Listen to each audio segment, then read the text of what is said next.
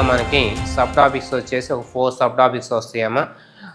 Letter coding, number coding, substitution coding, mixed coding, matrix coding, మొత్తం 5 topics వస్తాయి మనకి. Any competitive exams రిలేటెడ్గా coding decoding సంబంధించి at least 1 mark నుంచి మ్యాక్సిమం 5 మార్క్స్ వరకు ఇవ్వడానికి అవకాశం ఉంది. ఎనీ కాంపిటేటివ్ ఎగ్జామ్, క్లర్క్ నుంచి ఐఏఎస్ వరకు, సివిల్ సర్వీస్ వరకు మీరు ఏ ఎగ్జామ్ అయినా నోట్ చేయండి, ఇబ్బంది లేదు. క్లర్క్ నుండి సివిల్ సర్వీస్ వరకు ఏ ఎగ్జామ్స్ నోట్ చేసుకున్నా కూడా మీకు వచ్చేసి ఖచ్చితంగా 1 మార్కు నుంచి 5 మార్కుల వరకు ఛాన్స్ ఉంది. ఏ టాపిక్ సబ్ టాపిక్లో ఎన్ని మార్కులు వస్తాయని మళ్ళా వివరంగా చెప్పుకుందాం. నేను జనరల్గా చెప్తున్నాను. ఒకసారి మళ్ళా టాపిక్ నేమ్స్ రిపీట్ చేస్తానమ్మా. Letter coding, number coding, substitution coding, mixed coding, matrix coding. Letter coding అంటే అక్షరముల కోడింగ్, నంబర్ కోడింగ్ అంటే సంఖ్యల కోడింగ్, సబ్స్టిట్యూషన్ కోడింగ్ అంటే ప్రతిక్షేపణ కోడింగ్, మిక్స్డ్ కోడింగ్ అంటే మిశ్రమ కోడింగ్, మ్యాట్రిక్స్ కోడింగ్ అంటే మాత్రికా కోడింగ్. వీటికి సంబంధించిన వివరాలు లేదా ఎనీ కాంపిటేటివ్ ఎగ్జామ్స్ వచ్చిన మోడల్స్ కానీ టైప్స్ కానీ మనం విపులంగా మాట్లాడుకుందాం.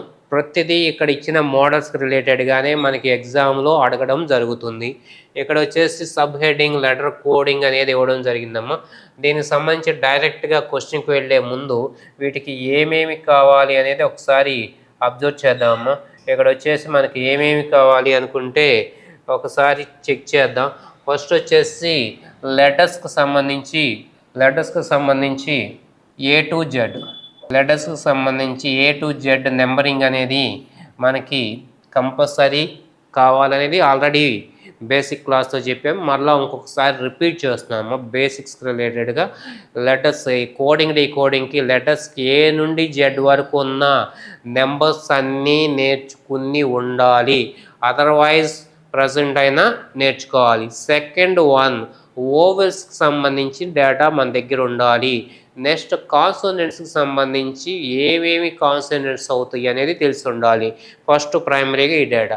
నెక్స్ట్ ఇంకేమైనా కావాలా లెటర్స్కి సంబంధించిన డేటా అంటే సిమిలర్ పేర్స్ అండ్ ఆపోజిట్ పేర్స్కి రిలేటెడ్గా మనం ఆల్రెడీ డిస్కస్ చేసామమ్మా. సిమిలర్ పేర్ అంటే difference of any 2 letters is 13 is called similar pair. ఇదే తెలుగులో మాట్లాడితే ఏ 2 అక్షరాల మధ్య భేదమైన 13 అయితే, ఏ 2 అక్షరాల మధ్య భేదమైన 13 అయితే వాటిని సాదృశ్య జతులు అంటారు. ఇది ఒక పాయింట్ కావాలి. Next second one, opposite pair, వ్యతిరేక జతులు అంటే ఏమిటంటే sum of or addition of any 2 letters is 27. Sum of or addition of any 2 letters is 27 is called opposite pairs అంటే వ్యతిరేక జతులు. ఇవి ఆల్రెడీ డిస్కస్ చేసాం. ఎవరైనా వినకపోతే లెటర్స్ బేసిక్ క్లాస్ రిలేటెడ్ ఒకసారి వినండి అమ్మ, పూర్తిగా అవగాహన అనేది రావడం జరుగుతుంది. కాబట్టి ఫస్ట్ పాయింట్ వచ్చేసి ఇవి. నెక్స్ట్ వచ్చేసి టాపిక్ చెప్పాను. ఏమేమి topics? Letter, number, substitution, matrix, mixed coding చెప్పాం. వీటిలో మనం ఏం స్టార్ట్ చేసామంటే ప్రజెంట్ లెటర్ కోడింగ్ అనేది స్టార్టింగ్ చేసాం. దీనికి సంబంధించి ఎన్ని మార్క్స్ రావడానికి పాసిబిలిటీ ఉంటుంది మనకి ఎగ్జామ్ పాయింట్ ఆఫ్ వ్యూలో దీనికి సంబంధించి ఖచ్చితంగా 1 మార్క్ అయితే గెయిన్ చేసుకోవచ్చమ్మ. 1 మార్క్ వచ్చేసి ఎనీ కాంపిటేటివ్ ఎగ్జామ్స్ అని చెబుతుంది. ఏదైనా groups or civils or banks or railways something any competitive exams, ఆఖరికి కానిస్టేబుల్లో కూడా ఇవ్వడం జరుగుతుంది. కాబట్టి ఇక్కడ వచ్చేసి మనకి లెటర్ కోడింగ్ నుంచి 1 మార్క్. ఇదేమైనా టఫ్ అంటే అస్సలు కాదమ్మా, చాలా చాలా చాలా ఈజీగా ఉంటుంది. ఖచ్చితంగా ఆ 1 మార్క్ని మనము గెయిన్ చేసుకోవడానికి ఏమైనా ట్రిక్స్ ఉన్నాయి అంటే చెప్పుకోవచ్చు. మన మైండ్లో మనకి ఫిక్స్ అవ్వాల్సిన కొన్ని పాయింట్స్ ఉన్నాయి. ఏం పాయింట్స్ అంటే అసెండింగ్ ఆర్డర్ అనేది ఒకటి ఇవ్వడం జరుగుతుంది. అసెండింగ్ ఆర్డర్ అంటే మనం భయపడాల్సింది ఏం లేదమ్మా. జస్ట్ డిఫరెన్స్ వచ్చేసి +1 కానీ +2 కానీ +1 +2 +3 సో ఆన్.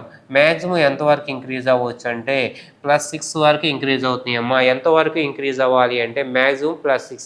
మరి తర్వాత ఇంక్రీజ్ కాకూడదంటే అవ్వచ్చు, బట్ మోడల్ చేంజ్ అవుతుందమ్మా. మోడల్ చేంజ్ అవుతుంది, మనకి ప్రాబ్లమ్స్ అప్పుడు క్లారిటీ ఇస్తాను. ప్రజెంట్ అయితే మోడల్స్ రిలేటెడ్గా ఏమేమి ఉంటాయి అనేది డిస్కస్ చేద్దాము. అసెండింగ్ ఆర్డర్, దీన్ని కొంతమంది ఇంక్రీజింగ్ ఆర్డర్ అన్నా కూడా సేమ్ అని, పెరిగే క్రమం, ఇంక్రీజింగ్ అని కూడా మాట్లాడతారు. నో ప్రాబ్లం, ఏది నోట్ చేసినా ఒకటేనా.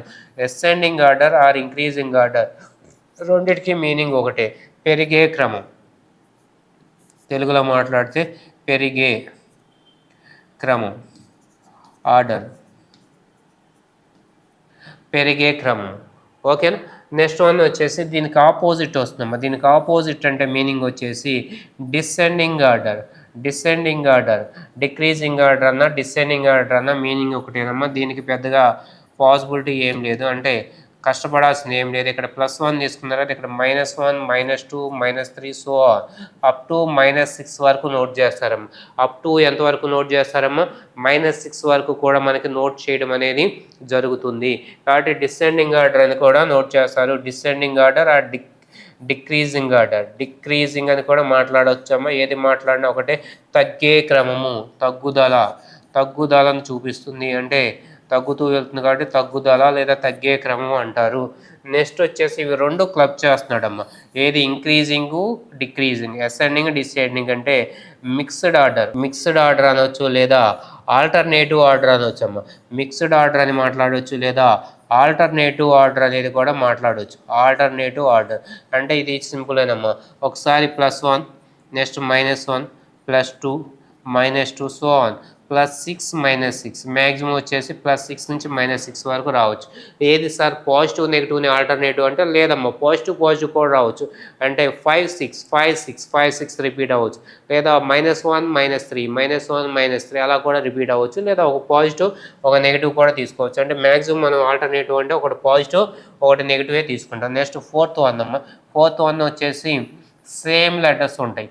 సేమ్ లెటర్స్ అని ఇవ్వడం జరుగుతుంది. సేమ్ లెటర్స్ అంటే మనకి ఇచ్చిన వార్డ్లోను కోడ్లోను ఒకే వార్డ్ ఇవ్వడం జరుగుతుంది. ఒకే వార్డ్ ఇస్తే ఇక మనం ఏం చేయాలంటే ఇచ్చిన వార్డులోని కోడ్లో ఉన్న లెటర్స్ పొజిషన్ చేంజ్ చేస్తారు, అంటే స్థానాన్ని మారుస్తారు. ఒకే లెటర్ అంటే మనకి ఏం చేంజ్ అవుతుందంటే పొజిషన్ చేంజ్ వస్తుందమ్మా. పొజిషన్ చేంజ్ కాబట్టి ఆ పొజిషన్కి రిలేటెడ్గా ఎక్కడైతే చేంజ్ వస్తుందో వాటికి రిలేటెడ్గా ఐడెంటిఫై చేసి మనం రిమైనింగ్ నెక్స్ట్ క్వశ్చన్ ఏదైతే అడుగుతున్నారో వాడికి అదే రిలేషన్ కానీ అదే మీనింగ్ని కానీ జస్ట్ మనం అప్లై చేస్తాం. ముందు అబ్జర్వ్ చేస్తాం, తర్వాత అప్లై చేస్తాం. అంటే బేసిక్గా మీకు ascending order, descending order, mixed order, position change మీరు స్టేట్ గవర్నమెంట్ కానీ లేదా క్లర్కల్ కేటగిరీ వరకు నేర్చుకుంటే ఈ 4 మోడల్స్ ఎనఫ్ అమ్మ. వీటిల్లో నుంచే 90% వచ్చేసి క్వశ్చన్ రావడానికి అవకాశం ఉంది. ఈ 4 మోడల్స్లో నుంచే మనకి 90% కూడా మార్క్ రావడానికి పాసిబిలిటీ అనేది ఉంటుందమ్మా. కాబట్టి ఇక్కడ వచ్చేసి మనకి ఇవి మెయిన్గా నేర్చుకోండి. ఇంకా నాకు అస్సలు మిస్ కాకూడదు సార్, ఒక్క క్వశ్చన్ కూడా మిస్ కాకూడదు, లెటర్ కోడింగ్లో 1 మార్క్ ఉంది, ఆ 1 మార్క్ నేను ఎలా అయినా గెయిన్ చేయాలి అనుకుంటే సేఫ్ సైడ్ ఉండటం కోసం ఏం చేద్దామంటే ఇంకొక 5 మోడల్స్ని మనం గుర్తుపెట్టుకోవడానికి ట్రై చేద్దామమ్మా. అవి ఏంటి అంటే బేసిక్స్లో ఇస్తాడమ్మా. ఓవెల్స్కి రిలేటెడ్గా కోర్స్ ఇచ్చేసి వాటిని